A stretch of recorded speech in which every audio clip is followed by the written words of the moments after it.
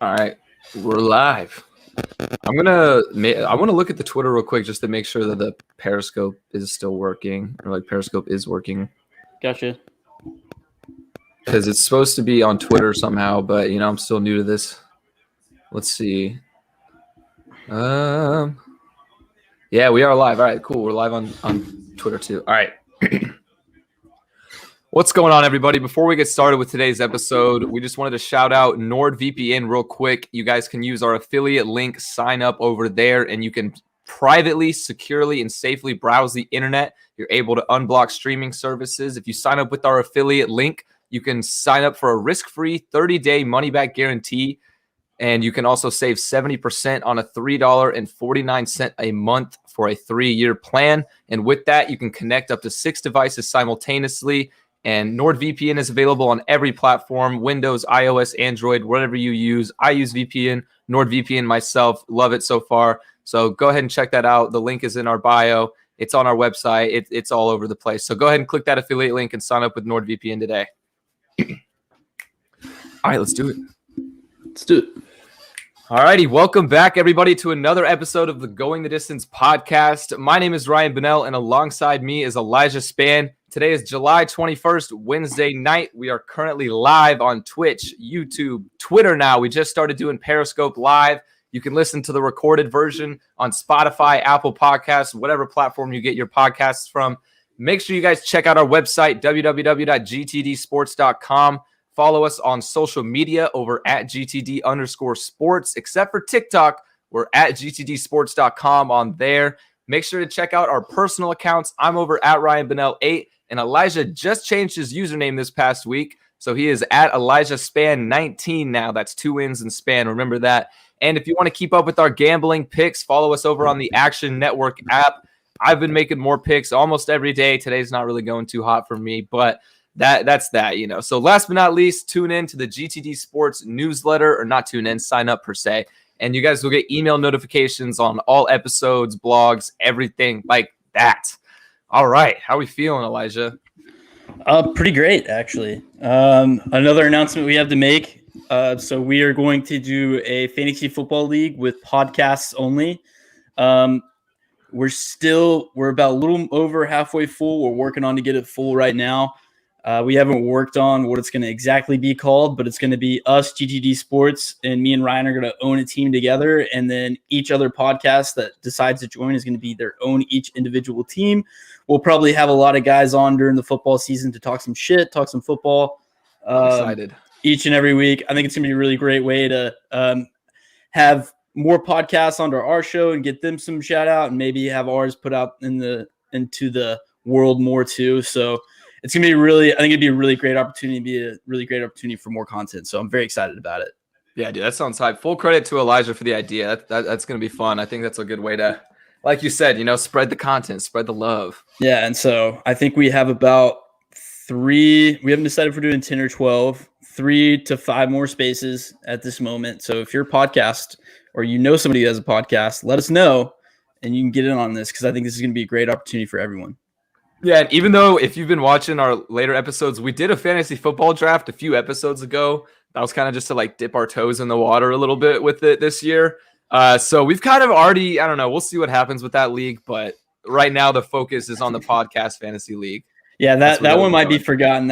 It was a slow week that week. We needed some content. So it was fun. I mean, it was fun. It was fun. It was fun. But I think this will definitely take over airspace if this ends up going through, which I think it will. I think enough people have joined to where it's going to happen. And I'm really excited about it too. No, me too. Yeah, I'm going to be shit talking. You already know. I mean, yeah. Speaking of fantasy though, man, rest in peace, Cam Akers fantasy owners. Damn. It's rough, bro. Dynasty leaguers and people who draft too early. Dude, dynasty leaguers especially, that sucks, man. That's tough. Yeah. All right. Well, anyway, we got a good episode planned today. We're going to be talking about NBA Finals recap. The season is over now. We may even do some way too early predictions. Never know. We got some golf talk. The final major, the British Open, just happened with Morikawa taking it.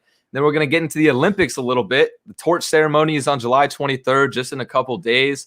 And I am very, very, very excited for a Space Jam 2 debate. Just you want to watch that. You're going to want to stay tuned for that, because me and Elijah have very differing opinions. And then we're going to talk about some of the best deals in the name, image, and likeness era thus far. And if we have time, not 100%, we may close off talking about the TJ Dillashaw fight this weekend. And that is that. So let's start out this week how we did it last time. The highlight and low light of the week. I'm going to let you go first, Elijah. What's your highlight? All right, highlight of the week, I broke 100 golfing. So it's actually it's big. Very rewarding that I finally with a 99 at that. So damn, bro. Yeah, dude, were you sweating on that last putt, man? So I realized that I was playing well, and then because I went on Sunday too, and I scored a 103, and I had a chance to break 100 on the last 3 holes, and then I choked because I started counting, and I was like, oh man, if I can get through this round with only 15 strokes, I can break 100. And I got in my head and I choked and I ended up with a 103. And so then yesterday I was like, I'm not going to count. I'm just going to, tally it up my score and just go to the next hole and focus. And I don't know, just go through it and not really think about score and just think about hitting good shots. That's hard though. Hard. And so how many mulligans did you take? A few. Hey, it still counts. A few. What other,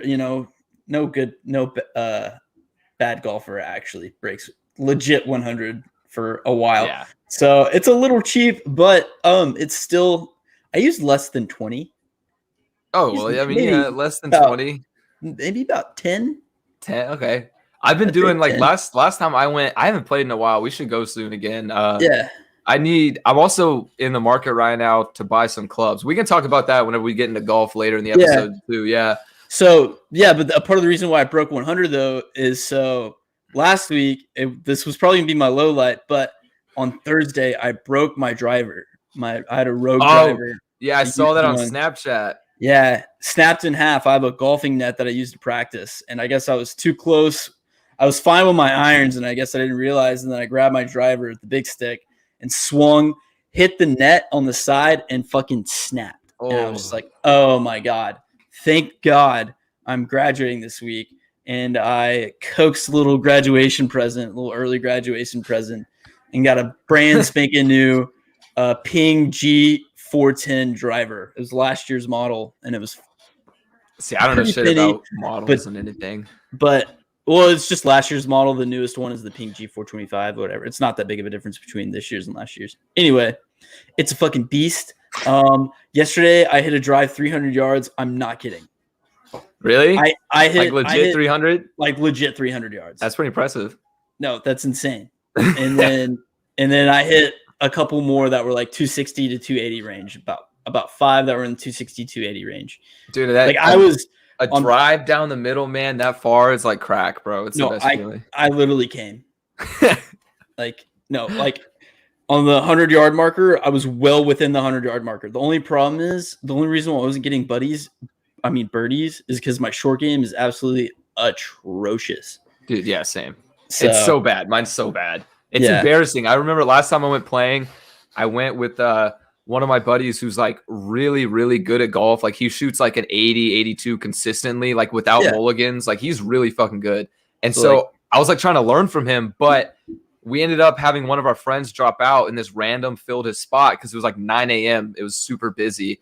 Yeah. And I didn't even get to have fun like at all, bro. He was literally like, yeah, you can just scramble with my brother. Do you know what scramble is? Yeah. Yeah. So we literally just like played the best shot and it was like so rushed. Like, it was frustrating, but still fun. Yeah. I forgot where I was going with that, honestly, but. It's scrambles are fun, but anyway, yeah, because I would like shots from 80 yards and in. I can't do. But we should save all this golf talk for later. Yeah. We'll talk about golf. And then low light of the week. We're ugly, Ryan. Yeah, that is true. We're working on getting some new podcast art for Spotify and Apple Podcasts, and we wanted to get cartoon pictures of our faces. And the first guy that we commissioned, made us really ugly, and I didn't know that I was 250 pounds overweight, but it turns out that we are. Do you have the photos? Yeah, I think I can pull it up. Yeah, I hope I'm not breaking any rules by showing this, but it's fine. It has the. I gotta pull this up. Yep, there we go. So here's me. Down syndrome. Yeah, no, like legitimately, there's way too many wrinkles. Like, I don't even know, bro, where this chin came from. My teeth are like 5 feet tall, bro. Your nose is not that big.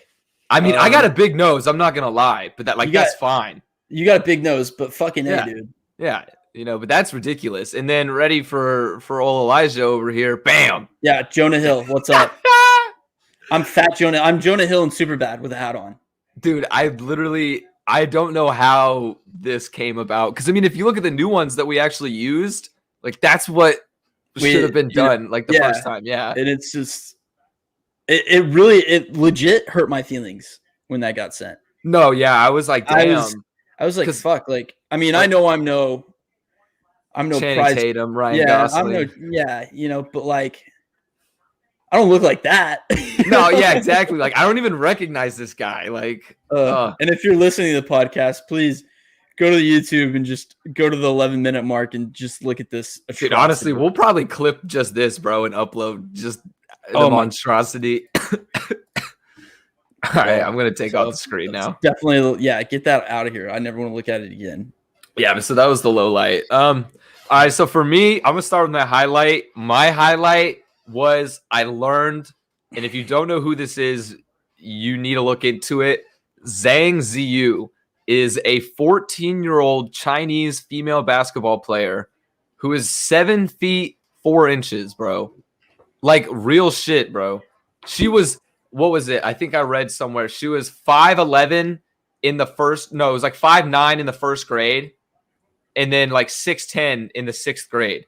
And it's like, bruh, she's literally like 2 inches shorter than Yao Ming was as a 14-year-old girl. So I don't know. I've just been watching a few of her highlight clips where she fucking dominates these little girls. She dropped like 42 points and 25 rebounds last game.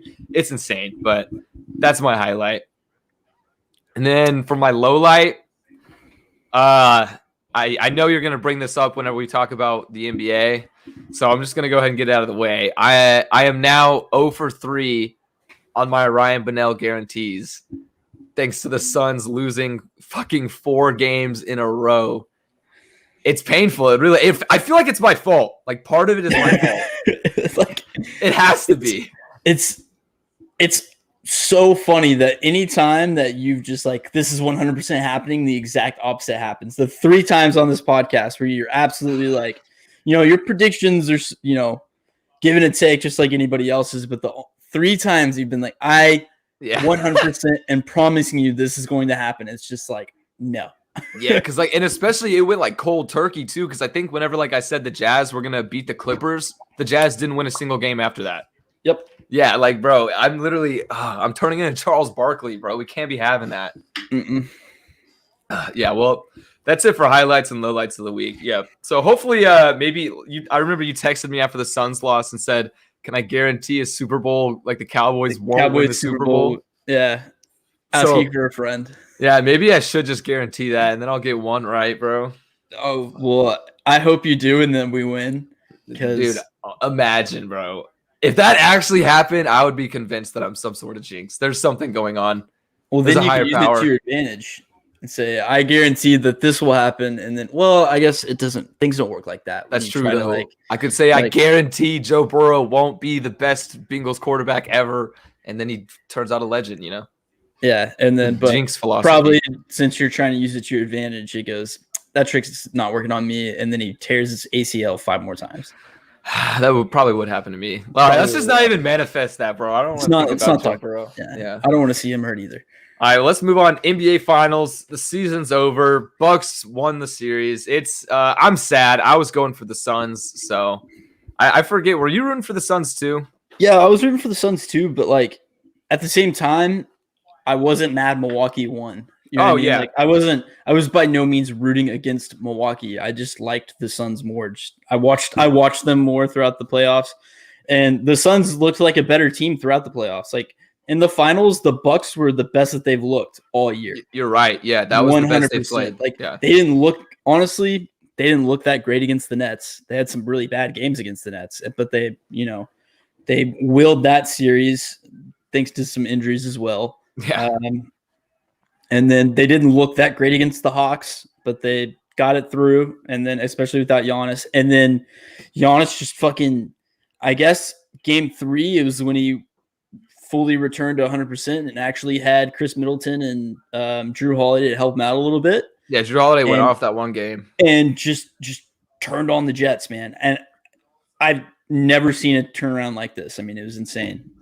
Yeah, well, I mean, another thing too is just off the Bucks' performance in general. If Jrue Holiday would perform the way he did in that one game every single game, then this whole conversation would be different. Yeah, like, you know, because they didn't necessarily, they don't have like they're not a super team. They don't have a big 3, but Giannis and Middleton have developed over the years, and so now like Jrue Holiday came in supposed to be that, that next guy, third guy, and he like finally played like that in a couple of the games. Well, I mean, I don't know, just Giannis just willed his way to this title. I feel like it's 100% Giannis. Giannis deserves it. Yeah, 100%. He should get all the credit in the world. A hard carry. Hard, especially in game 6. I mean, last night, like that was insane. 50 points, 3 40-point games in the finals. Yeah, and it's not only like that a team with not a super team, which is always nice to see, like a team that truly, because if you look at pictures of Chris Middleton and Giannis from like 2013, dude, they were skinny, scrawny motherfuckers that barely looked like they belonged in the NBA. And now they're, champions of the world. Bro, Giannis's arms look like a G.I. Joe. Dude, he looks fake. It literally looks like CGI. The way that his muscle cuts. Yeah. It's a perfect. He literally looks like an action figure. He's just chiseled, bro. I don't understand. I don't get it. But it's, it's nice to see like that non-super team win, and also a small market. Because I can't really. When was the last time like a tiny market team won? Because I would consider Milwaukee one of the smaller markets in the league. Would Toronto be considered a smaller market? You're right. Yeah, you're right. Toronto definitely would be. They're bigger than Milwaukee, but just because they're in Canada, like in the NBA, they're probably a little bit smaller. And then before that, the Spurs. Yeah, I guess they're small. They're considered a smaller market. Yeah.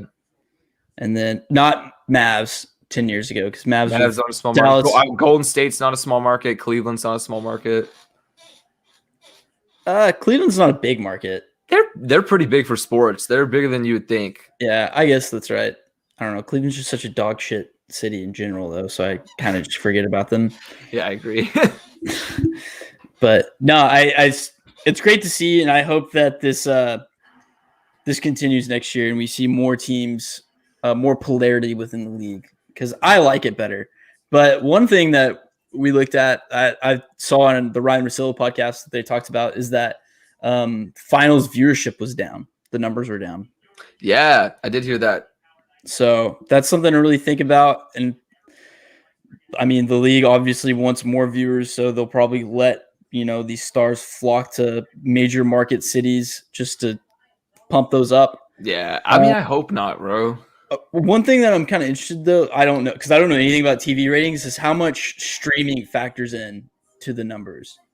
Yeah, I actually, I took a class about it my freshman year. So like, streaming ratings is like kind of separate. I'm pretty sure it's been a while since I learned about it, but yeah, so streaming does definitely fuck up the numbers. Okay. Whereas like, if they're streaming it to ESPN Plus or something, they have an estimate of how much that like audience would bring in viewership wise. But I mean, if we're talking about like illegal streams and stuff, like cracked streams and whatnot, then yeah, that stuff definitely screws it all up. Okay, then it's probably skewed a lot more, because in the past 5 years, streaming has gone way up. Yeah, and that's another thing too. Just with all sports viewership, like streaming is just way up in the past few years. Like during football season, I've cracked streams up on like 5 different tabs because I'm watching all the games. So I think that probably has a lot to do with it on the lower viewership numbers for sure. Well, and plus, I mean, it is, the smaller market teams. They have a smaller fan base. But, I mean, bro, did you see the Bucks fans, man, outside the arena? There was like 60,000 of them, bro. Going nuts. Dude, I was watching the game, and my girlfriend was there, and all she said was like, I couldn't imagine having to leave this game in the traffic. And I'm just like, no. You can't think about the traffic. You just got to celebrate. Like, they're not leaving. They're fucking walking home. Or they're either going to a jail cell. or That's another you option. know, I Or mean, just sleeping on a park bench, dude. but they ain't leaving. Yeah, dude. When was the last time Milwaukee won a championship? It's been a long time. I guess Green Bay, would Green Bay count? Yeah, Because yeah. Green Bay, I don't know Wisconsin, how at far least. away from Milwaukee Green Bay is, but that's like It's still that's like the same Milwaukee's football fandom. team. Yeah, Yeah, it's still the same it's like fandom for same sure. group for sure. So I guess that would be 2010. So 11 years. Okay, so not that crazy actually. But then I feel like before that it had been a while too, unless the Packers had won one. Well, I don't think the Brewers. I don't know if the Brewers have ever won a championship, a World Series, and the Bucks has been 50 years since they last won it. So, Dude, hey, good for them, bro. Yeah, I'm Yeah. happy to see that, man. Giannis really had to come up. He had such a big glow up from that little scrawny boy to now he's the Well, Greek, the freak in the sheets. You see that video? No, I haven't. Oh, But that was so funny. no, he's the ultimate rags to riches story. I mean, you hear the stories of him and how he was a refugee in Greece and then didn't play basketball until he was like 14 or something like that. Yeah. And I mean, how can you not love the guy? Did you see the video of him on his Instagram live ordering exactly 50 chicken nuggets from Chick-fil-A? Yeah, and he had the trophy with him. He was Yeah. he was talking to the employee. He's like, "Can I put you on the camera? There's 150,000 people." Yeah, after he puts them on, he's like, the funniest part is he goes, and then large drink, half Sprite, half lemonade, no ice. Yeah. I tried it today because I was like, I wonder if that's any good. So I tried it when I got lunch. Like the exact drink. Yeah, half That's Sprite, funny. half lemonade. Gas, delicious. I mean, I added ice because Lemonade. Oh yeah, I was about to say, dude, Chick-fil-A's ice is elite too. It's like top tier ice. Yeah, I don't know how he's getting away with that, but I mean, I guess take advantage of all the liquid you can get. I don't know, man, but well, also Chick-fil-A's lemonade, bro. It's like kind of pulpy to me. I don't like the pulp in there. oh, I'm big pulp. I'm big on pulp. Oh, you're a pulp guy? Ew. I mean, I don't care either way, but I fuck with it. I avoid it at all costs. I It's mean, true. they're I don't know why, but Powerade from Chick-fil-A, it's different. Something about it. McDonald's Powerade's on another level. That's true too, and their Sprite, especially, will zap your throat. Yes, sir. No, but anyway, overall, yeah, I was gonna say overall, like, so I did find it funny too how I saw a clip of there was videos of LeBron winning the conference finals, Kobe winning the conference finals, and they just have such a calm reaction, straight face. They hardly celebrate, and then you see the Suns whenever they won the conference finals, they literally did a full ass parade around town in limousines, like carrying champagne bottles. It was like they won the finals already. So part of me wonders like if they jinxed themselves. I mean, yeah, that. I thought that was dumb that they celebrated early like that. It's like, okay, you guys can celebrate on the court, maybe go out afterwards to hit the town, and because fuck yeah, you're going to the finals, but don't have a parade. Yeah, exactly. Like that's for the winner only. That's usually. That's kind of like the classic blunder of the Mavs in 06 when they were up and their schedule got leaked. I mean, the parade plan got leaked, and then the Heat came back and won. Oh yeah. So it's kind of. They also had like the trophy coming out too. Yep. So it's kind of the same energy. Well, wasn't that Spurs that had that when the trophy was coming out? Oh, I thought that's what you said. My bad.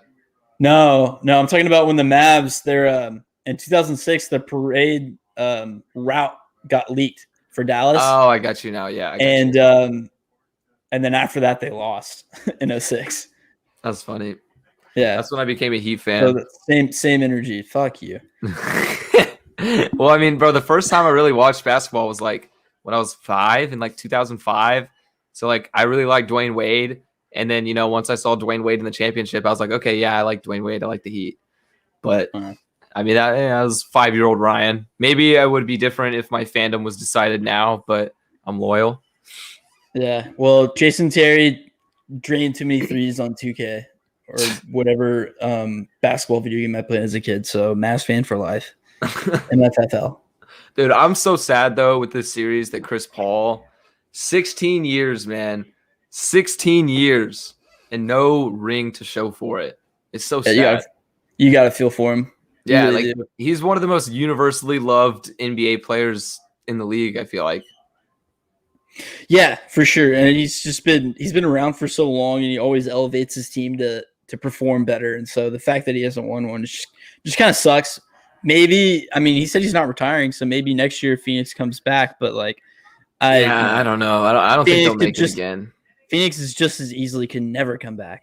Yeah, well, like I mean, we talked about it a couple episodes ago. I think they have a good future. Like, I think their future is promising, but maybe not next year, maybe not the year after that. Might be a few more years. Who knows? You're right. I mean, who knows? They could. So hard to tell. It's hard to tell when like teams are coming back year in and year out with playoffs of who's going to go to the finals, especially now that hopefully we'll garner away a little bit from the super team era, from the same old teams being in it year in and year out. So maybe we'll see a lot more new faces every year, which would be neat. That would be, yeah. I mean, who knows? You know, the Suns could next year match up against another injury-riddled team every series of the playoffs. Yeah, I mean, we could be saying, I mean, we're pretty much Nets are the favorite right now. So, I mean, but they could just as easily their big three could get injured. I mean, because Kyrie is honestly pretty injury prone. Yeah, well, and he disappears, you know. Yeah, and he, literally just disappears. Goes into the rabbit hole for who knows how long. KD has not been, you know, he had that year off, and then he wasn't 100% this year. And James Harden, same for him, I guess, just because he showed up to started the season fat and out of shape. Maybe that was on purpose, bro.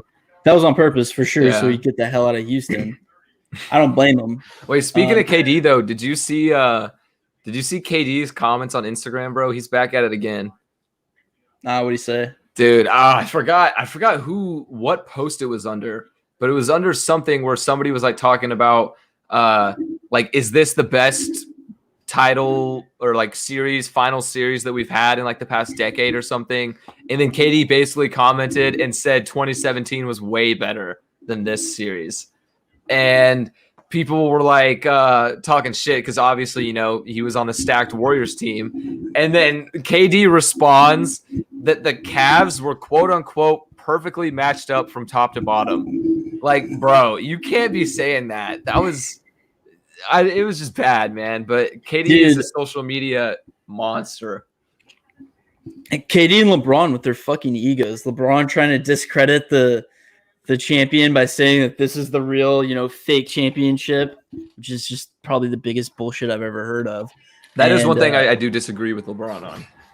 And then KD saying that, like, dude, no, this has been a great finals. It's been a great playoff. Oh, it's one of the best in a while, I think. It's probably my favorite finals series since the blocked by James, the 3-1 comeback, you know.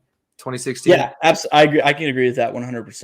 And then another thing too is I feel like for some reason though, in 5 years we're gonna forget about this.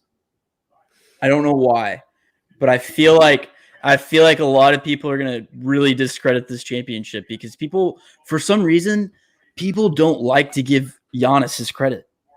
I mean, but I think he earned it, bro. I think he earned it.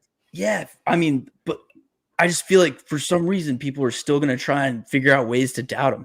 I mean, all the guys done the past 3 years is win 2 MVPs and then an NBA championship. I feel like he's still not going to be talked about in the way that he should be. You're right. You're right. For one, he's not a shooter, and he's not fully all around. Yeah, he's not fully all around. So they're going to find ways to discredit him, even though he's the best guy in the paint in the NBA, hands down. So I probably. I mean, who was going to beat him? Joel Embiid? Well, the thing about like that is like best in the paint. Giannis doesn't really post up that much. So I mean, he's the best. He's the best player inside the 3-point line. I get what you're saying. Yeah, I get what you mean. Well, you're right. A lot of people definitely discredit him, and people do seem to find a way, which is it's hard, you know, because he didn't have an all-star to help him out. Well, I mean, I guess Chris Middleton was an all-star, but it's like not a newly signed all-star that joined the team just to come and win a couple rings. You know, this was truly built from the ground up. It's a homegrown team, except for they added Drew Holiday, but that again is not crazy. That's not crazy at all. That's just an acquisition. Yeah, and even with that acquisition, Giannis still fucking put the entire team on his back this series. Like he had half of the team's points basically last night. So like it's time to put some respect on his name. I've seen people debate where he ranks on their, top players in the league right now. So out of curiosity, who is your top 5 players in the league right now? Like, is Giannis on that top 5 list? Yeah, absolutely. And one of the reasons why I think Giannis is top 5 too is his defense. I mean, you saw how many times last night did you see somebody shy away from the paint when they're at the basket and they passed it, kicked it out because Giannis' presence was felt. He made DeAndre Ayton look like a fucking baby. Yeah, DeAndre Ayton looked like a bitch no-show. Yeah. He was a no-show. He was non-existent because of Giannis Antetokounmpo. Dude, he had like 6 blocks, bro. Or like 5 or 6, something insane though. Yeah, Giannis top 5, no doubt. That's so stupid. How about he's probably top 3? Top 3, really? Easy. Okay, that's it. So for me, I have LeBron at number 1 and KD at number 2, which I think those might be interchangeable. There are people that have been saying LeBron isn't top 5 anymore, and those people can rot in hell, bro. They're wrong. They're just wrong. I don't know. LeBron said he's not going to be 100% ever in his career again after his ankle sprain. He said that just so he can win a finals and have a better narrative. But anyway, LeBron 1, KD 2. I have Luka at number 3. That one might be a little bit controversial. I'm a big fan of Luka's game. I think he's great. Number 4, I got Steph Curry. And then number 5 is where I have Giannis. I have him in the top 5, but right at that number 5 spot. I think this whole playoffs, though, I didn't have him in my top 5 beforehand. I had Kawhi over him, but I think he jumped Kawhi for me, in my opinion. I think so. Another thing, too, to look at is Giannis is 26. That's true. That's insane, dude. Giannis is 26. That's insane, bro. So that's another thing to factor in because he could be playing for another decade, bro. Think about that. At this level. Yeah, that is insane. He literally could already go down as, not already, but I mean, by the time it's all said and done, he could, without a doubt, be one of the best players of all time. And LeBron is 37 now. So, I mean, athletes are getting older and older, and their primes are getting more and more extended with modern science, but I mean, Father Time is always going to get his due. Yeah. I mean, the only difference is Brady's been doing it, but Brady's a non-mobile quarterback. LeBron is running up the sprinting court nonstop. Down. Yeah. I mean, how much longer is that going to last? Well, yeah. I mean, that's a different debate though. Like how much longer it lasts. I think though, like this year, he's still fine. Like, he's still one of the top. I think he's number 1 in my opinion. Some people don't, but no, I can see why. I can see why people would. Up there. Yeah. But like, I mean, shit. I think if you, with the right stats and after coming off this NBA Finals win, you could probably make an argument from Giannis for any of the 1, 2, or 3 spots. Seriously. I don't think you could say he's the best player in the league. I think you can't say you're the best player in the league until you can do all of the above.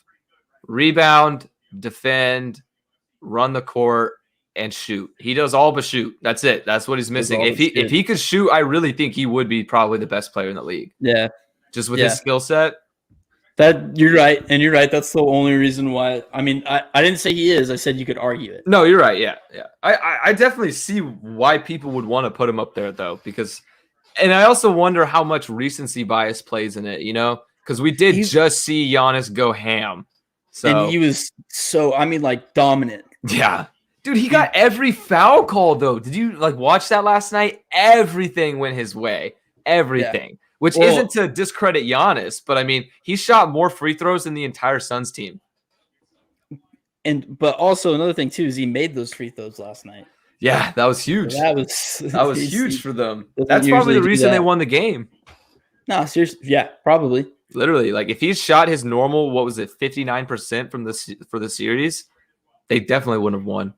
So now that looking at this, now that the series is over and the Bucks made that awesome comeback, was this a Bucks win or a Suns choke?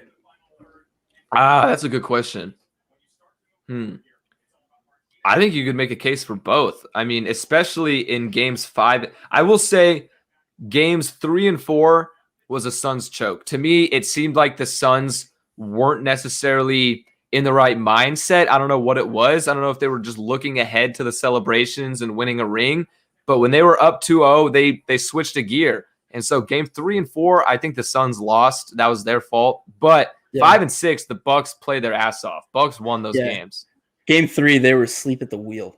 Yeah, that was rough, dude. That was rough to watch. There's been a few plays, just the Suns, even like last night, there were a few times where I'm like, what are you guys doing? I agree. They were in disarray. I mean, game 5, both teams played their heart out. The Bucks just played better. Yeah.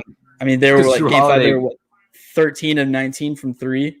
Yeah, jeez, bro. But then they still lost. Like, okay. Like, yeah. That was Jrue Holiday's game though. Yeah. So and even like imagine if Giannis had shot better free throws, they would have won by more. But yeah, it was a great series overall. Just I was very pleased with how it turned out. Even though it wasn't the hypest, it wasn't necessarily hype because Suns, Bucks, small teams, but I thought it was cool. I thought it was definitely a nice change of pace. Yeah, exactly. Definitely. All right. Speaking of change in pace, let's change pace from basketball over to some golf, baby. Let's do it. All right, I want to start by going back to what we were talking about in the beginning of the episode about you breaking 100 and everything. So you mentioned your new driver. I'm in the market for some clubs right now. I don't know what I need to get. Like legit, I just know nothing. The first thing you need to buy is new irons. 100% is get a set of irons. I recommend steel irons because you can get either steel or graphite. I recommend steel because steel is a little bit, a tiny bit cheaper, and they're better for faster swing speeds. So they're going to treat you a little bit rough at the beginning, but as soon as you kind of get your swing down and get your swing speed up, they do play better than graphite. Okay, yeah, because I was told like to start with the flexible one, like because my swing is slow. I'd go regular if I were you. I wouldn't go because fucking golf clubs are so expensive. You want to get something that you can have for a while when you do get better, because you don't want to go and spend $600 to $800 on a set of golf clubs that you outgrow because your game has gotten too good, and so now all of a sudden it's too forgiving and it's like doesn't really match what your ability. Yeah, I see what you mean. You want something that's kind of in the middle that you can catch up to it. And by the time 5 or 6 years, when it's time to get an upgrade, you actually are good. And you can get, the clubs for better golfers. Yeah. And another thing I'm debating too is whether I want to buy like a full set, because I want to go used, obviously, like used to start, they're cheaper. But I don't know if I should buy like a used full set, comes with driver, putter, irons, everything. Or if I should go separately, buy my irons together, then like my wedges together, and then a driver. That's absolutely what you should do. Okay. So probably what I would, one thing that I do is, I would say go to CallawayPreownedGolf.com. I bought my driver there. They give out fat deals too. So just buy a set of irons. I use Callaway irons. I really like them. Or just get a set of irons from 3 to 9, and then get a pitching wedge, your gap wedge, and a sand wedge, and then get a putter, and then maybe get a. I want to get like a 52, 56, and a 60. I like using those. Yeah, you can get a set of those. Probably you get a. Nah, you don't need a 3 iron. You definitely need 4 and up. Maybe a 3 wood, but I probably wouldn't use a 3 wood. I'm pretty. I have 4 and 5 hybrids, but I wish I would have just stuck with the 4 and 5 irons when I bought my set. And then just, get a good driver, I guess, get a good used driver. Okay. Yeah. So that would be my recommendation for sure. All right. Yeah. And another thing too is, are you, cause we're about the same height, right? You're like 6'1". 5'10". Oh shit. Really? I didn't know I was that much taller. Well, anyway, do I need like longer clubs for that? Because my parents said they were talking to like this guy that works at the club, like a Golf Galaxy or something, and that I may need to get like extended shafts or whatever. Yeah, you could. Fitted clubs are more expensive. Honestly, I mean, like, it depends on really how much money you're comfortable with spending because golf can get pretty pricey pretty quick. So honestly, if I were you, here's what I'd recommend is go ahead and bite the bullet and just buy a set of irons that are new. Buy a whole set. It's going to be like $800. Oh shit, I can't do that. Okay. Buy maybe $600. But just go ahead and bite the bullet and then buy wedges, putters. I think I might have a putter line around that I could give you. And then maybe not because they're my grandpa's and that would be kind of, I don't know. Yeah, you're good. My grandma probably wouldn't go with that. But then just buy a used driver because you can get a driver for like $200 on the cheap. That's a couple of years old. All right. Yeah, I kind of have a little bit, I don't know. Sorry, I lost my train of thought, but a little bit of easier path because my parents found an old driver and a hybrid and a 3-wood in like in my parents' closet. So it used to be my grandpa's, I guess. So I have that, and the driver doesn't look too bad. I mean, it has a fat head on it, so it looks decent. See, I had that same mindset when I first started, and then I went golfing and I tried playing with it, and then it was really, really difficult. And then I got I got a lesson, and the guy literally picked it up and he swung it, and he goes, "You should look into getting a new driver." I was like, "Seriously?" And he goes, "Yeah, you're not gonna hit shit with this." Oh, okay. Well, I can maybe I'll send you a picture of it, and you'll have a better idea than me. Okay. Because yeah, my price range, I'm probably trying to spend no more than like around $600 for everything. So I don't. Is that even possible? If you want really shitty clubs, yeah. If you want a really shitty set, then yeah, go for it. Okay, well, we'll figure that out. I'll cross that bridge when I get there. It's because my birthday's on Sunday, so I'm trying to. Oh yeah, if you can just sweet talk everyone in your family to all pitch in for new, because that's the thing about when you're asking for golf shit that I figured out. Your family's more willing to fork over just a little bit more because you can be like, oh, it's good for business. I want to use it for business. Stuff. Yeah, that's what I did. I was like, I really want to get into it because it's great for making business. I'm gonna make so much money if you guys just buy me these clubs. Yeah, it's an investment, Mom. It's an investment. Come on. It is an investment because now I'm gonna fucking kind of. I don't know. I don't know if I'm ever going to even be in the business world to play golf. We'll see. I mean, hey, you never know. GTD Sports could blow up. Every business plays golf. Yeah, next we'll be on the golf course discussing GTD sponsorships. There we go.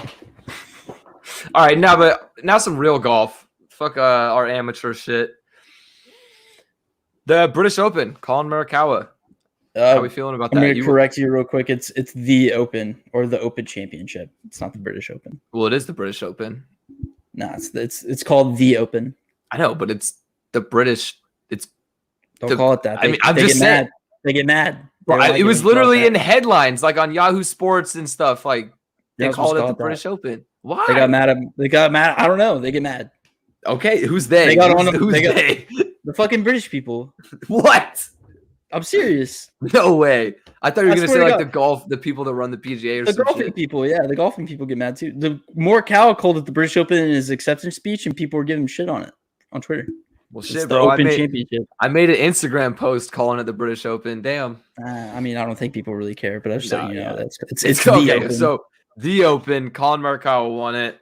He is now the first player since Tiger Woods to win both the PGA Championship and the Open before age 25, which is some pretty elite company. I didn't realize he was that good, like that young already. So, well, with him, dude, his irons are just so good. Really? He's probably the best iron player in the tour right now.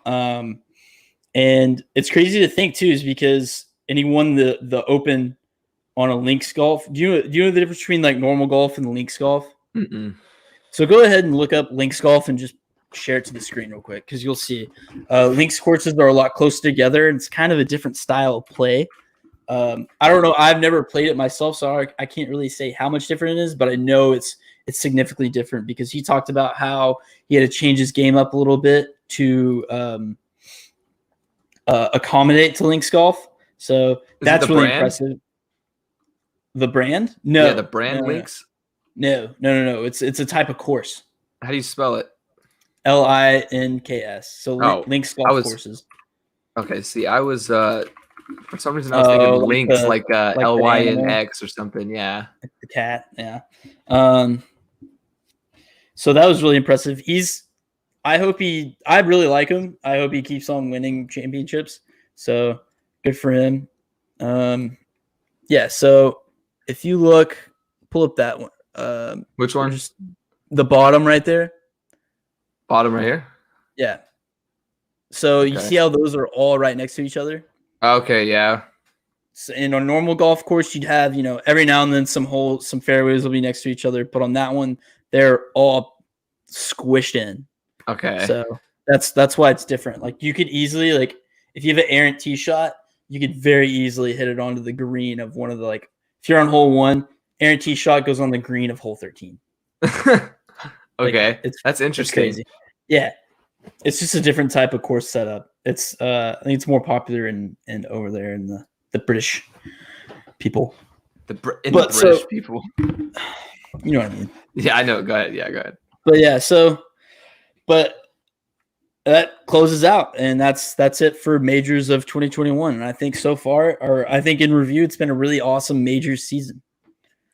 Yeah, this has been the most I've paid attention to golf in my life, so I've enjoyed it so far. I didn't watch everything. I watched the end of the Open, and I watched the Masters. So I think I got a decent chunk of golf experience in there now. Yeah, and I think I'm really excited for next year just to see, because I feel like we have a lot of young talent mixed with old talent right now. In terms of like Morikawa, Spieth is back. That's one thing we've learned from these. Yeah, he didn't win any, but he's back. He's back in contention, because there's years after he blew the Masters, I mean, that he just was nowhere near what he was. But now he could have. Golf is just a way, like if Morikawa had a couple of bad shots, Spieth could have won that tournament. Yeah. And so, another guy to look forward to next year is Jon Rahm. Jon Rahm is a force to be reckoned with. He is on fucking fire. He won the U.S. Open. He probably could have won the Open if he didn't have a bad Thursday. Yeah, did he finish third? He finished third, or tied for third. Right. Okay, yeah. He had a bad Thursday is the only reason why he didn't win the Open, which is insane to think about. Yeah, every other day he was on pace to win, or would have been if he'd kept it up on Thursday. Yep. And then Phil Mickelson got another one in the bag. That was awesome at the PGA Championship. That'll be remembered for forever. I think people surrounding Phil Mickelson on the 18th green will probably be one of my favorite sports memories for a long time now. Dude, yeah, that was really cool. I think that was awesome. Even just all sports fans, because I mean, even if you're not a golf guy, you know who Phil Mickelson is. You know, he's a household name. So that was really cool to see. He's also one of those universally loved guys. I mean, I don't see anybody that has any issues with Phil Mickelson. Everyone loves Phil Mickelson, because also he's a clown too. Yeah, he's funny, dude. Hitting bombs. Hellacious seeds. And then the Masters. The Masters was kind of boring, but like I thought it was really cool for the country of Japan to get their first Masters winner, or maybe it might have been major winner. It may have been major. I think it was. Can't remember. Certainly their first Masters, though. Bowing down to the course is probably going to be seen at in Masters highlights for the next 50 years. Yeah, because that was fucking awesome. That was really cool. His caddy. And then one other thing to think about too, going into next year, is what the hell happened to Dustin Johnson? Dude, yeah, he's just fallen off. Because like whenever I first started, like, you know, trying to keep up with the tournaments and stuff like that, Dustin Johnson was the favorite for every tournament. Like every single week, he was the favorite. But then now he's kind of ass poo poo. I don't know what's happened. He's been having a hard time making cuts and everything. So a lot of things to look forward to for next. I mean, golf isn't over. We're still going to see golf at the Olympics. And yeah, so like what other tournaments are there like for the rest of 2021? Like other than the Olympics, of course, like past that. The 3M tournament is either the week before Olympics or the week after Olympics. Can't remember. And then, well, I guess because I don't know. Say Olympics would be this week. So, well, maybe it's for 2 weeks. So they might do it squished in the middle. I don't know. I haven't looked at the schedule hardcore. But a lot of guys will be playing. But then there also might be another tournament that week too, because PGA will have multiple tournaments sometimes. And And then there's like they'll do like how it's the FedEx Tour. Mm-hmm. They'll have like the FedEx Championship and like kind of like to round up all like the FedEx Cup points stuff. Okay. Because they want to have like a winner for the season. But I don't know how much golfers actually care about winning the FedEx Tour. I don't know how much money you get. It's not really, they don't really talk about it that much. They just talk about winning majors, honestly. Yeah, so there's only 4 majors a year, right? Yeah. It's the Open, the PGA Championship, the Masters, and what's the last one? US Open. US Open. Yeah, okay. I knew that. Yeah. Okay. Yeah, that's interesting. I never really like put that together until this year, you know, like the difference really between like the majors and the rest of the tournaments. Mm-hmm. It's just more of a spotlight. Yeah. Guys try a lot more. They want to win it a whole lot more. You get your name in the record books a whole lot quicker. Yeah. And they have like a normal winner in a normal championship will win like anywhere between like 800,000 to 1 million, 1.2 million. One for major championships, you win 2 million, and second place gets $1 million. So that's sick. Yeah. Holy fuck, golfers make a lot of money. Well, I was just about to ask though, like how much do you think a golfer that doesn't place makes? You know what I mean? Like a golfer that makes the cut but doesn't really, he's not in the running ever. So I think those guys, like if you make the cut, you get like 10 grand or something like that.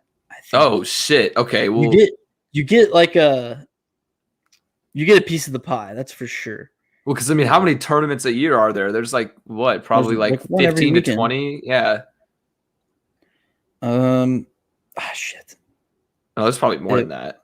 It won't tell me. Or every year, 40 probably. Yeah. Because sometimes they'll have two in a given week. Well, I mean, actually, if you think about it though, even 40 tournaments, you know, you make the cut every time, 10,000. You're making 400,000 a year. I mean, that's a good living by all means. But like, you know, in terms of professional athletes, 400,000 isn't necessarily crazy. But I guess you got sponsorships, you know, deals like that, you know, appearances and whatnot. Well, for a lot of guys that can't make that have a real hard time when they're first getting into it and making the tour, they have to really rely on the sponsorship money to get them through. And a lot of guys don't make it because those first years when they're competing against those guys in a lot tougher courses, they can't, they're in the red a lot of times. Yeah. And they're like having to beg people to sponsor them to go to all these tournaments. Because one of my mom's ex-boyfriends was on the PGA for a short amount of time. And then he just couldn't do it because those guys are so good. Dude, I mean, they're next level. It's insane. Yeah.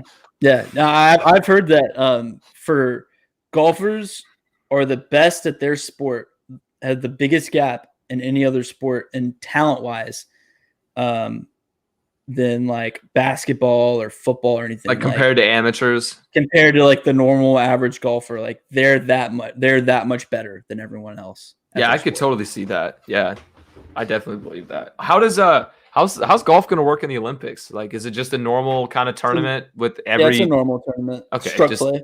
People just representing their country then individually. Okay, yeah, that makes sense. Yeah, I saw. That'd be dope.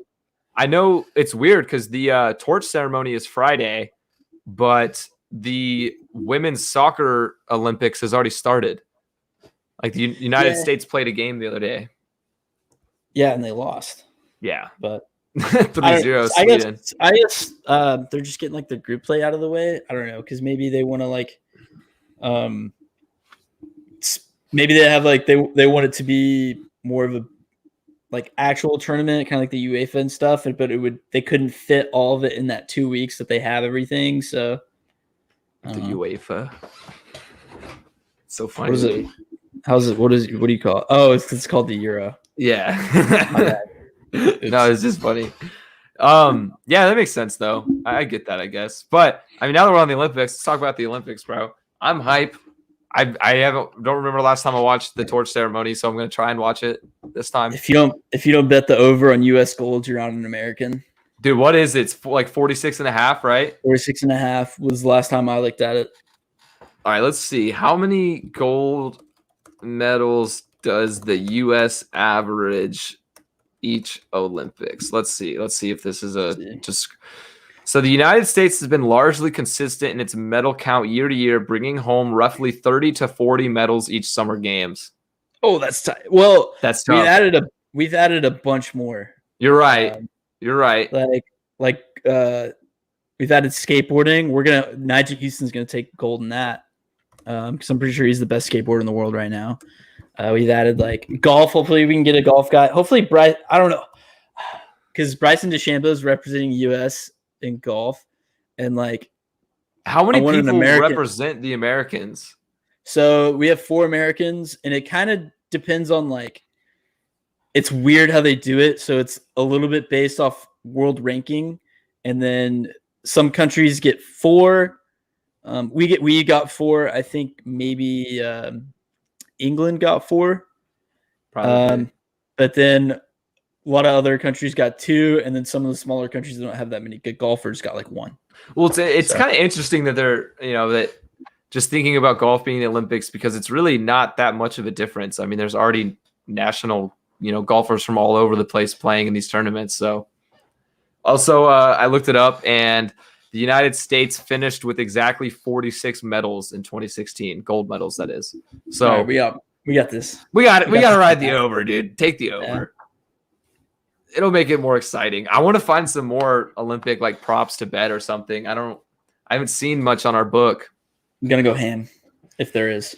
Yeah, hopefully. I want to see some like prop bets for like the torch ceremony or something, like over under how long is the run gonna be, like, I want some of that to make it more fun. I don't know. I want some Katie Ledecky swimming prop bets. Give me like your handball prop bets. Definitely ping pong, 100%. Oh, 100%, dude. Some beach volleyball over unders or some shit. Oh, beach volleyball. Well, the score is always the same, so. Well, you never no, not necessarily only the. Yeah. I guess they go to overtime a lot. Well, it's always the 21 and then win by 2. The winning team is the 21. So, like, I mean, maybe combined points. I don't know how betting on volleyball works. I've never done it. Yeah. I don't even know if that's a thing. I guess I don't know. I'd stick to moneyline bets on beach volleyball. Moneyline. I've never bet on it, so this will be my first time. I'm excited. And then what other relevant sport do I want to bet on? Definitely mountain biking. Mountain biking. I want to do some track, races. Bro. Some like sprints. Some track. Yeah. We're the 2 Americans for the 100-meter dash are favored. Really? Yeah, I can't remember their names, but they're favored. Is one of them still Tyson Gay? Is he still running? No. Okay, that was a while ago, probably. Yeah. It's just nobody cares anymore because Sha'Carri Richardson isn't running. For sure. Hashtag let her run. And then what else? What are the big like the decathlon? I don't know if an American's favorite in the decathlon. I like watching shit like that and like the triathlon and stuff. I watch every single fucking sport that's the Olympics. It's on the TV and my eyes are glued. I don't know what it is. It's mine. It's my thing. What about like cycling? Every 4 years. Oh, like the ones that's in the inside the arena, yeah, and they're going like fucking 80 miles an hour, dude. Yeah, it's electric, me? Bro. I might put 100 on it. I love that shit, dude. I want to ride one of those bikes so bad. They look so much fun, dude. They look so much fun. They are hauling ass, dude. Exactly. It's kind of like I'm thinking winter sports now. I was about to say bobsledding. The Winter Olympics with the I like the figure skating race that they do, the ice skating race. Oh yeah. Winter Olympics, but we're in the summer games, which are better. Definitely. Basketball, Team USA. Oh yeah. Speaking of Team USA, we'll get our shit together. I was just about to say, are you nervous at all? We had 2 exhibition losses. Nigeria and Australia. No, I'm not. I'm not either, honestly. I mean, if you look at it, the U.S. has lost before that. They had lost 2 exhibition games like ever. So, and now they lost 2 in the last like 2 weeks, which is kind of crazy. But at the same time, the U.S. is just so much better. They're just so much better than everybody else. It's not even a competition. I mean, maybe if there was a Team USA versus Team World situation going on, that would be different. Yeah. But Team USA versus like Team Estonia and Team Spain and fucking Team Italy, no. Sorry. Sorry. Yeah, Team Spain is usually one of the better ones, but still, Agreed. even compared to the US, they're not that great. Did you see Yeah. Trae Young, what he tweeted the other day? No. So he posted that clip from the Jordan Last Dance documentary. It was of I forgot who it was. I think it was Dr. J. Yeah. Yeah, he was like Isaiah Thomas. Yeah, you're right, Isaiah Thomas. And he was like, I had the qualifications to meet the criteria, but I wasn't selected. And so Trae Young just tweeted that video with like a sad emoji and the American flag next to it. So I mean, I feel bad for Trae because, he's right. I mean, I think he has the qualifications to be on that team. I don't necessarily know if I would say he's a top 15 player in the league, probably, most likely. But at the same time, if Keldon Johnson and Jeremiah Grant can both get called up, then I think Trae Young should be playing there. He'll get his turn next time. I'm not too worried. Oh, next time, yeah. But I mean, like, shit, it's kind of a bummer to miss out on the Olympics. Well, hopefully that'll fuel him and he can be even better. That's true. You never know. Yeah, I don't know. I'm not worried though about the basketball team. They'll be fine. So they'll get the goal. But 2 weeks of full on sports. Maybe some speed walking will be bet upon. Yeah, how long is it? When is the last day of the Olympics? Like, how long is it? It's like 2 weeks, 2 full weeks. Really? That's it? Yeah. I thought it was like a month almost. Nah, but they're like there's shit going on all day, every day. Yeah, it just runs just over 2 weeks. Closing ceremony on August 8th. Wow, okay. Damn, that's kind of sad, man. Yeah. No, well, I mean, I'm going to enjoy it.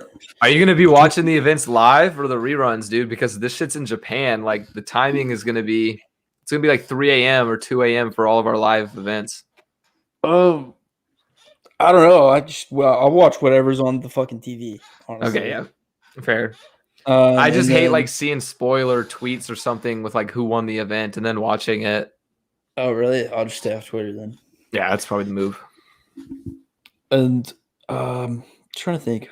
What else? Oh, Japan, though, is having a really tough time with COVID. So hopefully that doesn't fuck up the Olympics. Yeah, there's been 71 cases like in Olympic Village and shit, which is kind of a lot, dude. I mean, oh, I remember too. You're the one that told me about this a while ago. That Olympic Village is like a fuck fest, right? Yeah, absolutely. So they designed the beds this year in Olympic Village. They're literally made out of cardboard, and they're designed to collapse when there's the weight of more than one person. So like they know, dude. They know. I don't know what they're trying to get at here. They did that well because of COVID. They don't want people, Yeah, that's true. I guess. Bro, I want to get Tinder Gold and put it right on Olympic Village and see what comes up. See what's going down. I might even be interested in guys and girls. Dude, hey man, if it's Olympic jeans, bro. Just for that one like hour and a half that I fuck around on. Just swipe right, swipe right, swipe right. Yeah, dude. I saw one. I forgot what sport it was, but an athlete was interviewed and asked about the sleeping situation. And he said, the beds will hold up. Trust me, guys. So my boy's fucking already. Like, he's what already a dog, getting to it. dude. That's what I'm saying, What bro. That's dog. a W. I mean, there's ways to get around it. Oh, there's a floor. There's a floor. Oh, Who my cares? God. I'm definitely, like, debating enough. Tinder Gold just to see, like, what Olympic athletes I can see on Tinder and then see on TV. Yeah, hey man, you never know. What if you get a match? Bruh. Katie Ledecky, swipe. Katie Ledecky, I'd super like her. I don't even know if she's still swimming. No, she's only 24. Really? Yeah, bro. Her first Olympics when she was 16. That's wild, bro. Yeah, what have we done with our lives? That makes me feel like shit every time, dude. Same thing with like Missy Franklin a while ago. Missy Franklin was like that beast of an 18-year-old at the Olympics. Oh yeah. Yeah, and she kind of fell off though after that. She hasn't really been as good lately. That was my whole thing with what was that chick who was the girl who was really good at the Little League World Series? She's really good at pitching. Oh, I know exactly what you're talking about, but I don't know the name. I hated her because I was like 16 at the time, and I was like, dude, I was like playing high school baseball. I'm like, this fucking bitch is better than me at baseball. Like, quit giving her all this goddamn screen time. She's 13 and can throw like 65. I can barely throw 60. Yeah. Like, like, what is this? It just makes me feel like shit. Oh, and she would say shit like, oh, I throw my curveball like Clayton Kershaw. Like, no, you fucking don't. You don't even know how to do that yet. Like, yeah, like, but anyway, back to the Olympics. oh, that's funny. Looking forward to it. Yeah, I don't really have much else to talk on the Olympics. I'm just excited for some degenerate gambling. Very excited. Very excited. All right, I'm ready for it. It's the time. I've been waiting for this all episode. Let's talk about Space Jam 2. So, if you're listening and you haven't seen the movie, honestly, it's Space Jam. There's really no major spoilers because you know the plot line. It's fucking Space Jam. But spoiler alert if you don't want to know anything about the movie. So, I loved it. And I'm going to let you go first, right? I want to hear what you have to say because I have a list of arguments. I know you took some notes and whatnot. I want to hear your thoughts. I'm going to give it back to you. And so everything that you say that you like about it, I'm going to tell you why that you're wrong. Okay. The reason why you shouldn't like it. Well, that's kind of unfair. Then you're setting it up every time. I'm dissecting you. I'm dissecting the reason why nobody should like this. Okay, and then I'll counter. I'll counter. Okay. Yeah, sure. We'll counter. We'll go off. So give me the number one reason why you like this movie. Okay, well, I mean, that's hard to like just put it like concrete. Okay. Give me a reason why you like this movie. So a reason I like this movie, bro, was because I thought the entire concept of the Warner Brothers serververse was dope. Okay. I thought it was sick. It was one big gigantic fucking ad for Warner Brothers. Okay, so the entire plot of the movie was to get kids to watch more Warner Bros. Material. It was to get them to grow up to go ahead and watch all the DC movies. And one of the things that really pissed me off is like, oh, you shouldn't like this movie. It was for kids. That's wrong for three. Like, don't be mad because it sucked. It's for kids. That's wrong for 3 reasons. Number one, they included shit in there like Game of Thrones. They had, one of the Looney Tunes characters dressed up as Daenerys Targaryen riding on the dragon.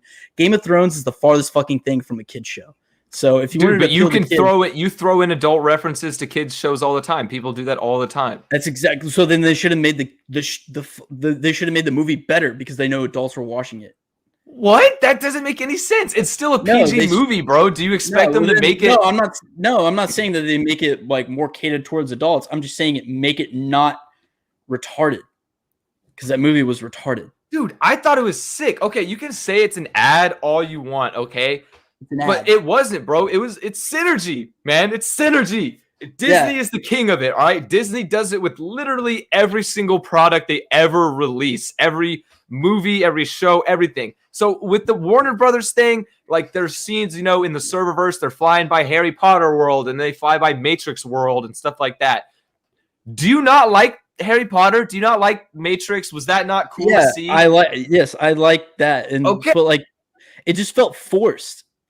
Not really, though. It's Space Jam, right? Listen, it's Space Jam. So last time was actually in space. It was actually with aliens. This time there was no aliens. So space was the serververse. And what other planets are you going to have on a Warner? I thought it was a very, very unique idea. Like a serververse inside of a Warner Bros. Studio computer. I thought it was sick. I loved seeing Game of Thrones in there. I loved seeing King Kong in the fans, like one of the fans. I thought that was awesome. I get why you think it's an ad because yes, it is promoting you to watch other Warner Brothers content, but that's kind of why I liked it because I love Warner Brothers characters.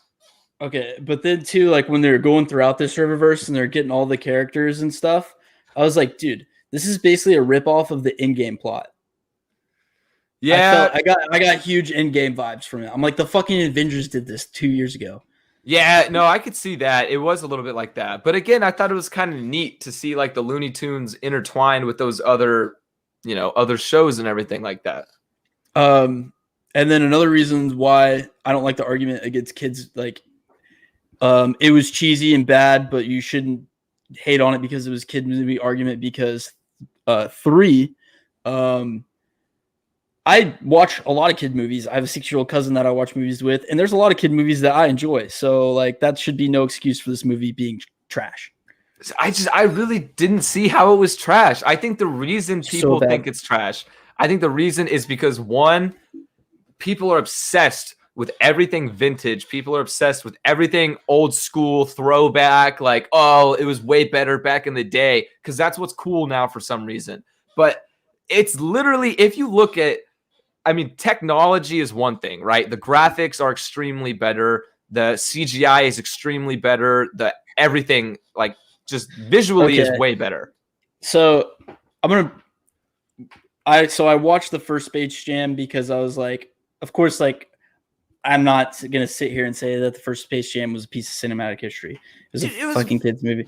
I mean, first Space Jam is so much better than Space Jam 2. You're wrong. You're so wrong. Continue. Go ahead.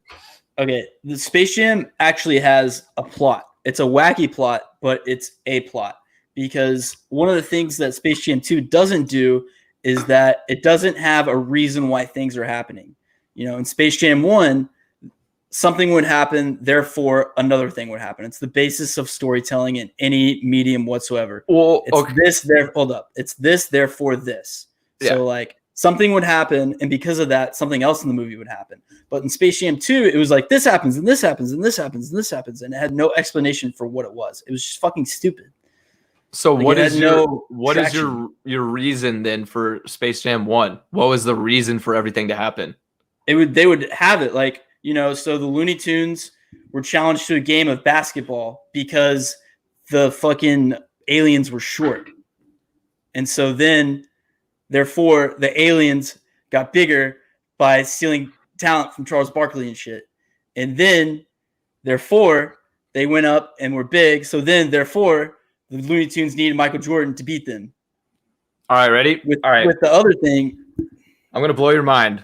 All right, so LeBron James got challenged to a game of basketball. So, therefore, he needed a team. So, therefore, but why did he get challenged to basketball? Because why did the server guy want him? He wanted to beat him in his own game. Yeah, because the whole thing was about his son's video game. So he was teaming up with LeBron's son to like go against LeBron, and he knew that it would be a cheat because he had access to all the cheat codes within the video game. So that's why he challenged LeBron, because he could cheat the video game with the code and everything. So he challenged LeBron. I also thought the whole thing with LeBron and his fake son was kind of weird. That is one thing I will agree with. I thought that was very forced. Very cringy. Especially like, Michael Jordan had fake kids in Space Jam 1, but like they weren't really a huge part of the movie. They were just kind of like there, like, oh, there were one scene. Yeah, and that was like his whole movie was confounded on the real life LeBron James with this fake son. I'm like, that's just a little awkward. I did think the part with the son was weird, and also the fact like that's got to be weird being LeBron's family watching it, because like that wasn't his wife either, and they had like moments, you know, like they had moments in the movie. Yeah. That is, I agree with you. That part of it was weird, but overall, I think people were expecting too much. I wasn't, but I was just dumbfounded about how bad that movie was. Dude, but I mean, if you watch Space Jam 1, it is really not a good movie either. Like compared to I enjoyed it so much more. I don't see it. They're so similar in that sense. Like in terms of plot lines and everything. And I think also this movie was going to get a lot more hate too because it's LeBron. You know, LeBron is just more controversial. One of the things that I thought was hilarious about this is a lot of the reasoning that the actor LeBron went through is something that he would never do in real life. Kind of like he said he wouldn't want to act in the movie for Warner Bros. And the pitch scene because it would take away his time from the game. Yeah. When he's literally in the movie taking away time from the game. No, yeah. When they asked him if he was going to join the Olympics, he said, "Nah, I'm going to face the Goon Squad." Like, dude, do you not realize how oxymoron? The most realistic, the most believable acting LeBron did in the whole movie is that scene where he argued with the ref. Okay, if we want to talk about acting, though, Michael Jordan was such a better actor than LeBron. Are you serious? Swear to God, hands down. Bro, LeBron was so bad. Jordan, I wouldn't even say Jordan acted, bro. I would just say that Jordan read things in a monotone expression. He literally, this was him. Hey guys, what are we doing with the Looney Tunes? You need me to play basketball? No, guys, no. I don't have my shoes. Selected. Bro, dude. No, he's so much better. LeBron was like cringy. LeBron was cringy. It's Looney Tunes, bro. It's gonna be cringy. He's a basketball player. No, Looney Tunes are not cringy. Looney Tunes were the best part of the movie. Well, okay, you know what I mean. It's a kids movie cartoon. It's gonna be corny, like cringy jokes and stuff. That's part of it, bro. But LeBron, there was emotion in his acting, even though it wasn't good acting. It wasn't good. It was just better than Jordan's. There was emotion. Jordan literally just fucking sat there. One of the things, too, that I thought was really funny is how he lit up like a little kid when he thought Michael Jordan was going to come in and help him and save him because he needed help. Like, there you go. LaFraud at it again, needing help. Oh, my God, bro. Dude, whatever. I'm just saying. And then another thing, too, is that, God, what was I going to say about his acting? I thought it was way better than Jordan's. I thought it wasn't even close. So bad. Dude, of course and on top of that, the acting outside of LeBron too was like all the acting was bad. Even Don Cheadle's character was bad acting. Really? I liked Don Cheadle. I liked his character. Dude, he was not a good actor in that movie. I liked Don Cheadle a lot. There were a few scenes though that were cringy, like with Don Cheadle. You're right. But overall, I thought he did okay. Looking at the characters outside, the real characters outside of Jordan, and the first one, Bill Murray was excellent in it.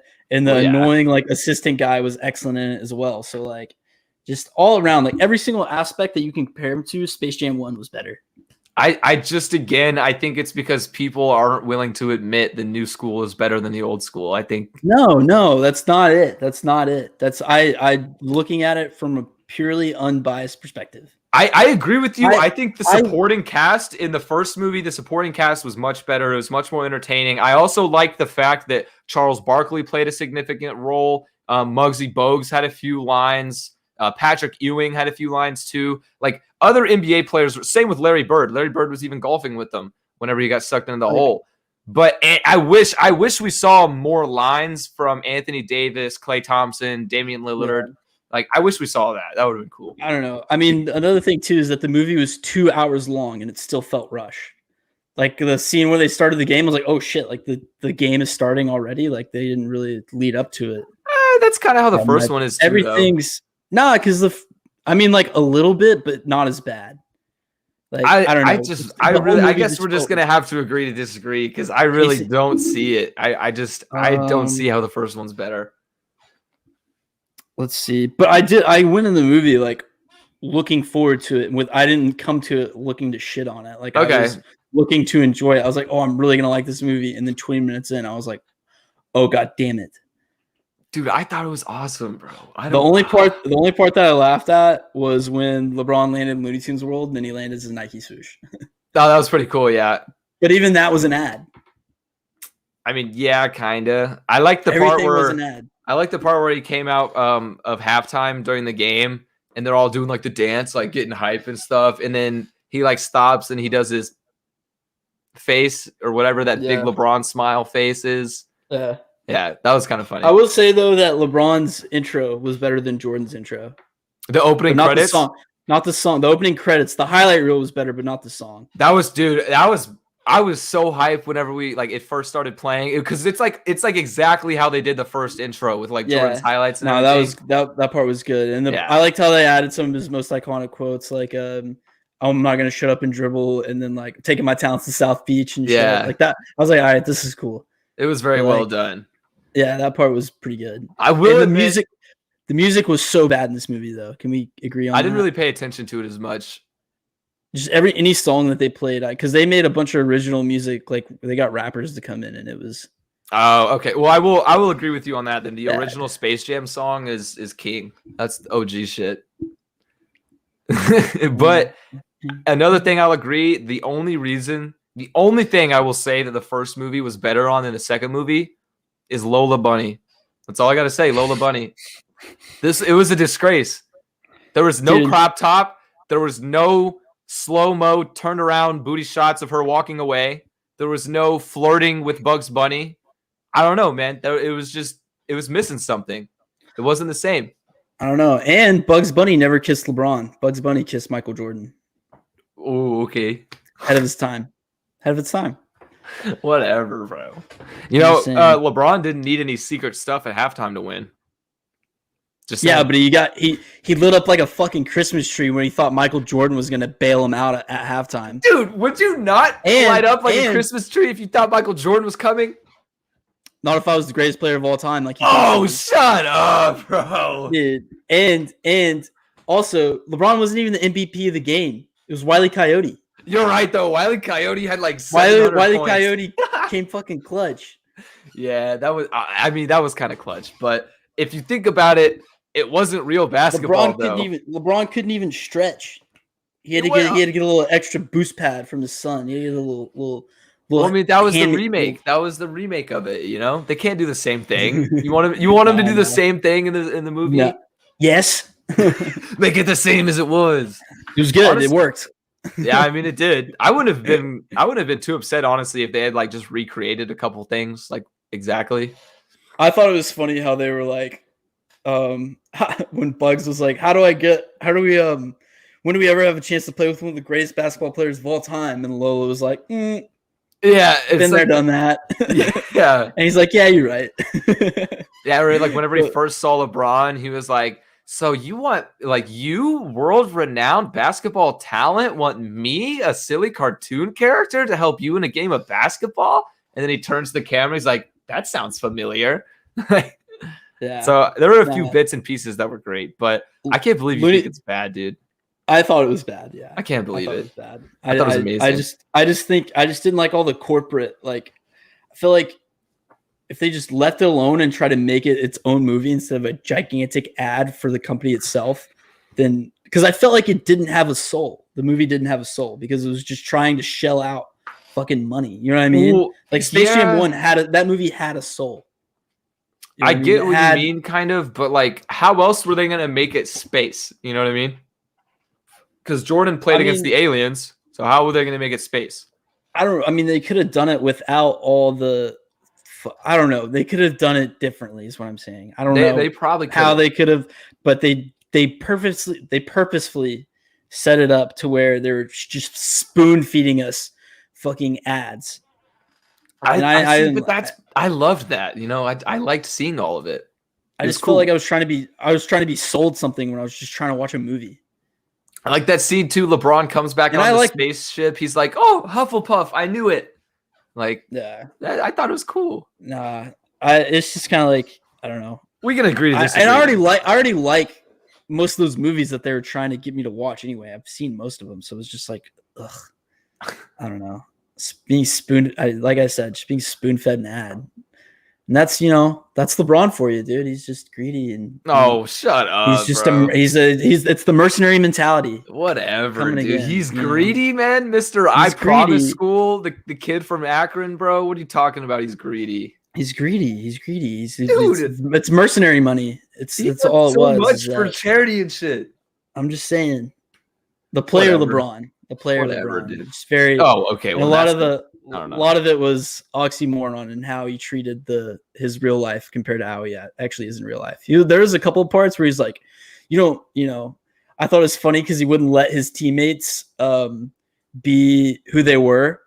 And he's like, you got to play the game my way. But the movie kind of reflected on that aspect of his game negatively. But like, that's how fucking LeBron is in real life. Like when you go to play with LeBron, you got to play LeBron's way. So but LeBron's way is the right way usually, bro. I mean, yeah, but I just thought it was funny that you're right. Yeah. Talking about that in the movie is a bad thing. I have so many gripes about this movie. I also liked though, whenever like Don Cheadle was like, he was talking to Dom, LeBron's son, and he was like, Dom was like, where's my dad at?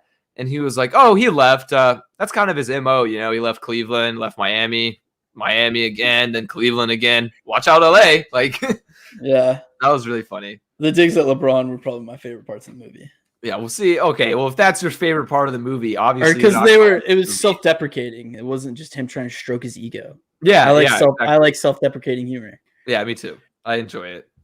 He recognized it at least. All right. Well, I think we're just going in circles kind of at this point. Yeah. Yeah, we can agree to disagree.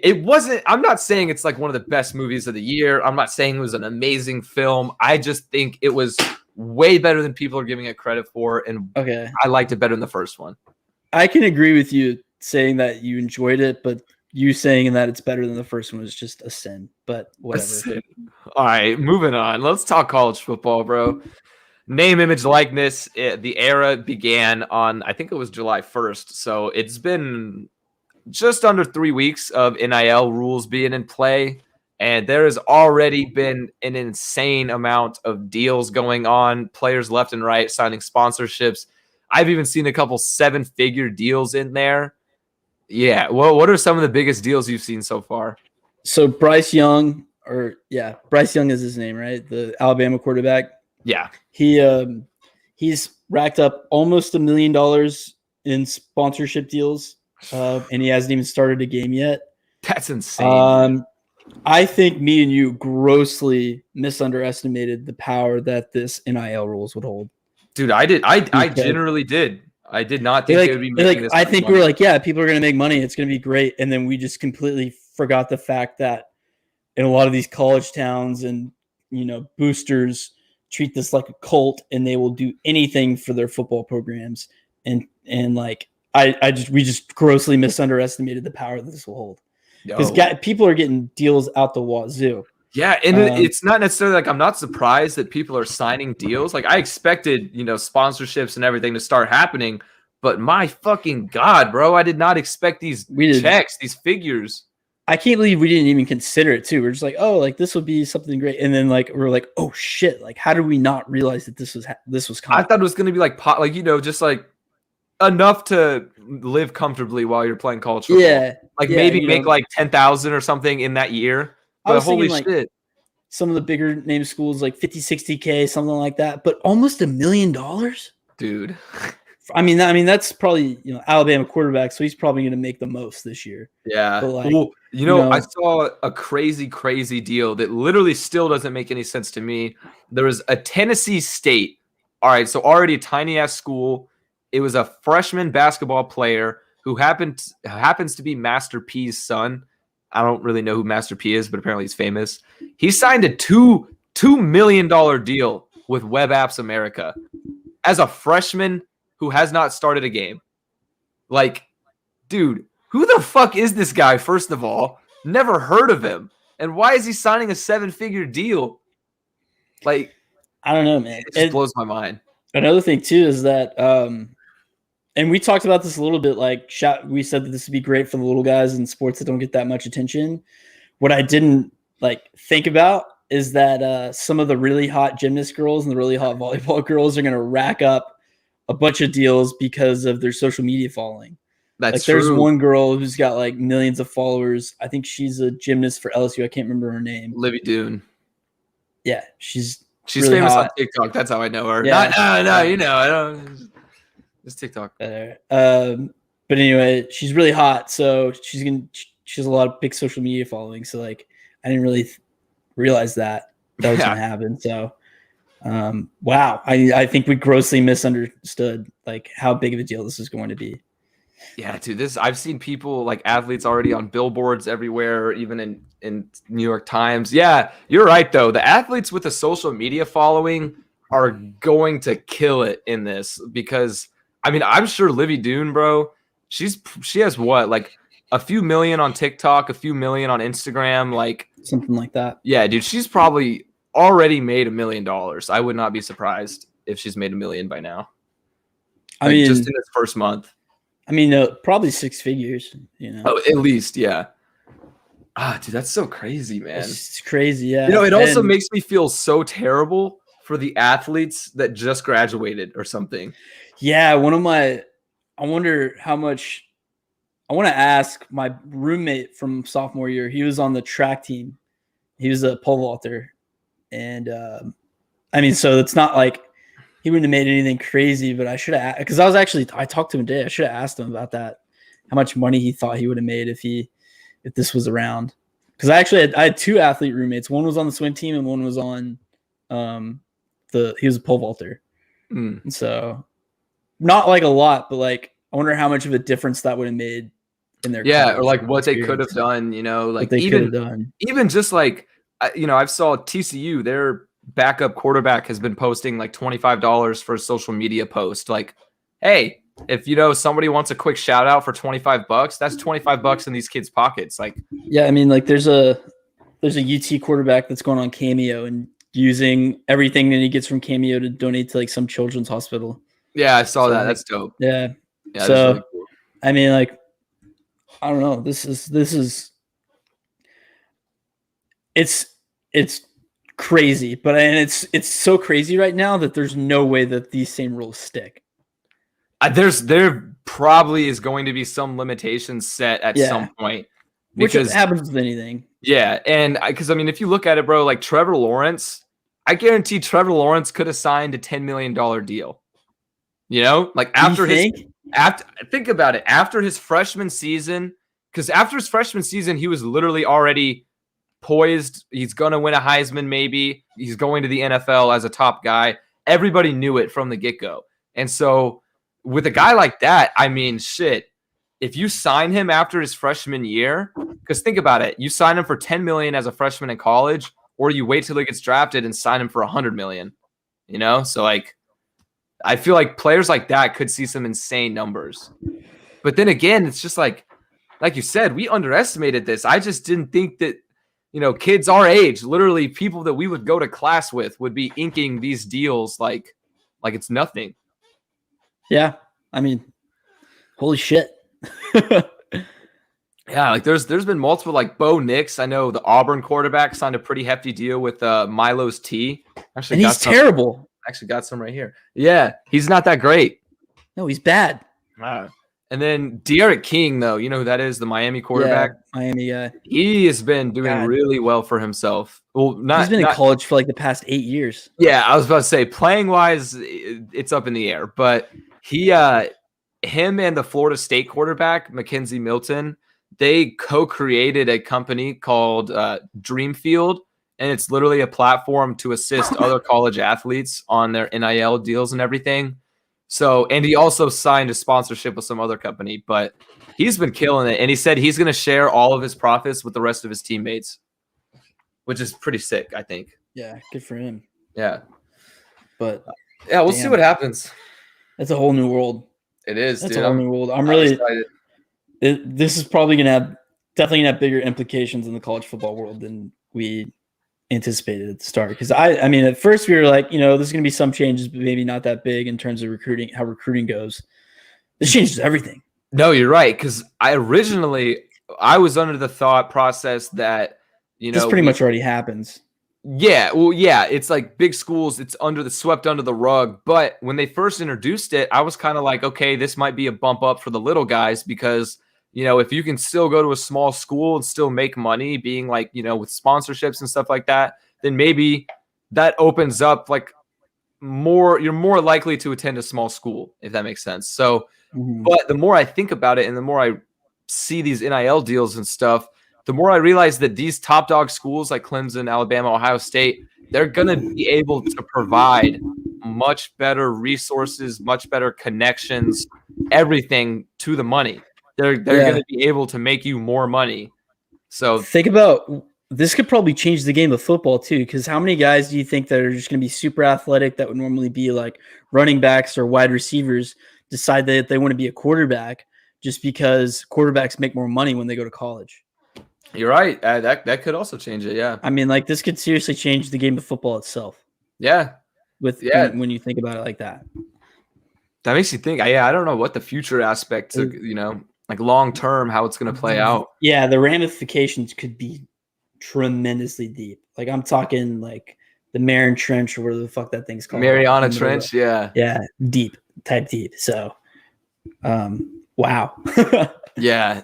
It's kind of mind-blowing too, just seeing like what athletes weren't able to do before this. Because there was an offensive lineman from Marshall. He is now with NIL. He's starting to perform country music at live like local bars and stuff. But he literally wasn't allowed to do that beforehand. And I don't get that. It's not like he's going on Twitter like promoting the university's logo while advertising or something. He's literally just at a college town bar singing on his acoustic guitar, and that wasn't allowed, but now it is. I mean, so good for that guy, but it's still just weird. Well, there are a lot of those rules were just completely ridiculous.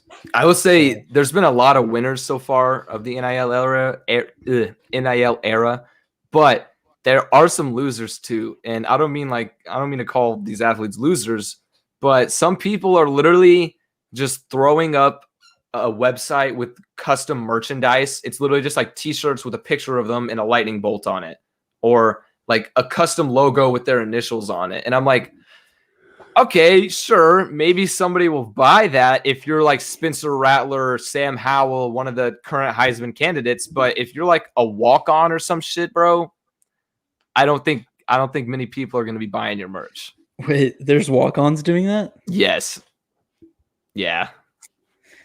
Like I know for sure multiple that have already done it.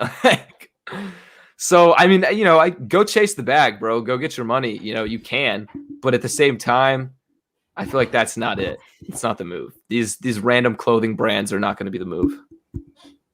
All right. No. Let's we've gone a little bit overboard.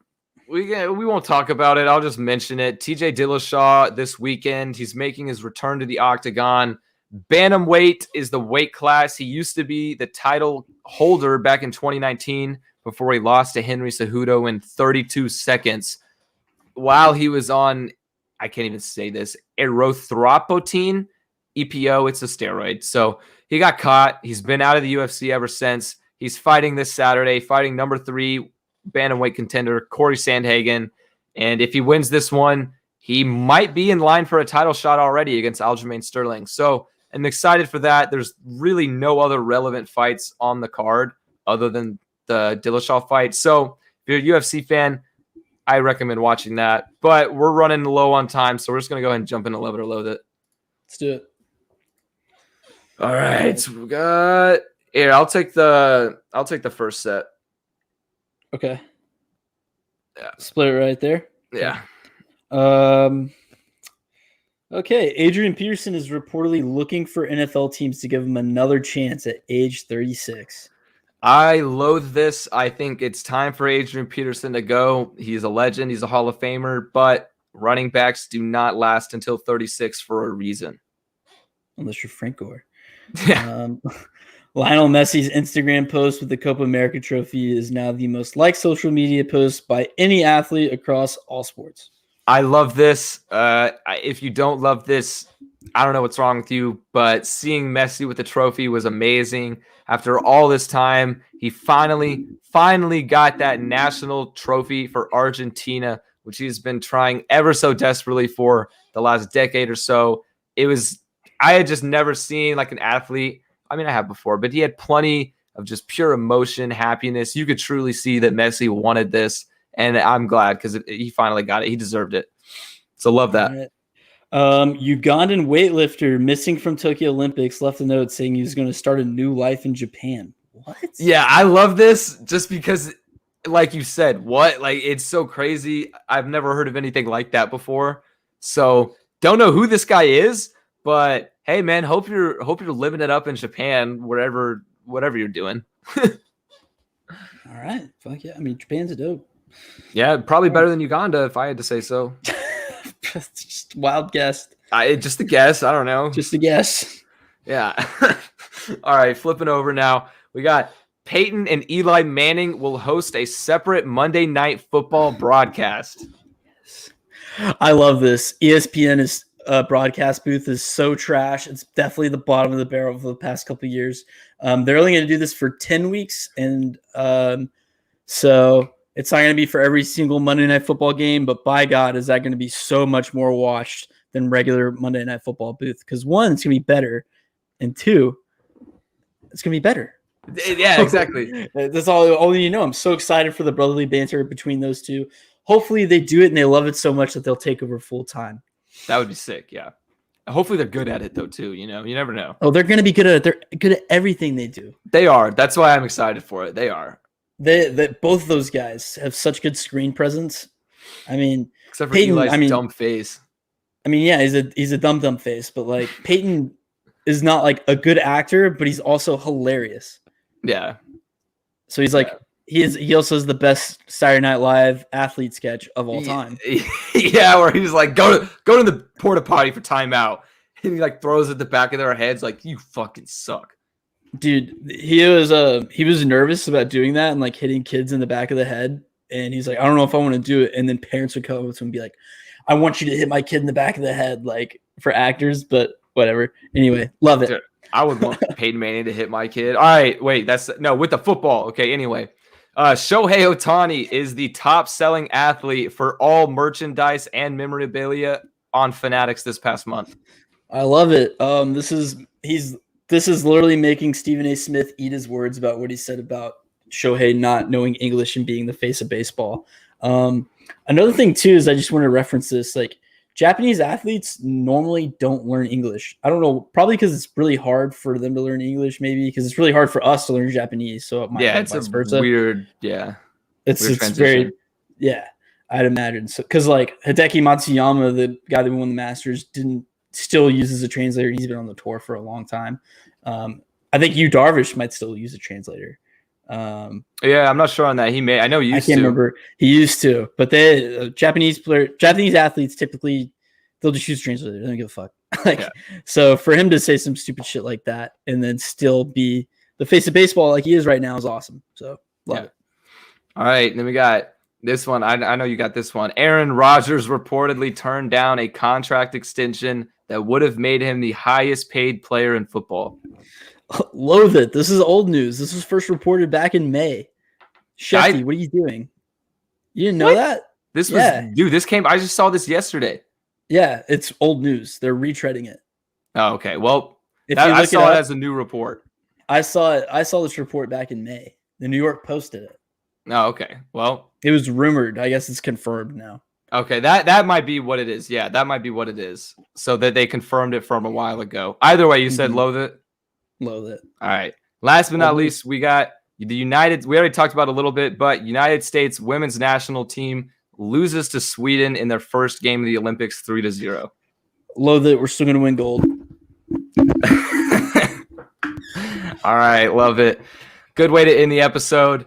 We went almost 2 hours this time again. If you guys stayed for the whole time, thank you as always. This is our first time being live on Periscope, so I'll check how that went and see if that's something we're going to continue. But until next time, I guess, maybe we'll talk about Olympics, definitely some UFC in the mix, and yeah. All right. Check out our social medias and see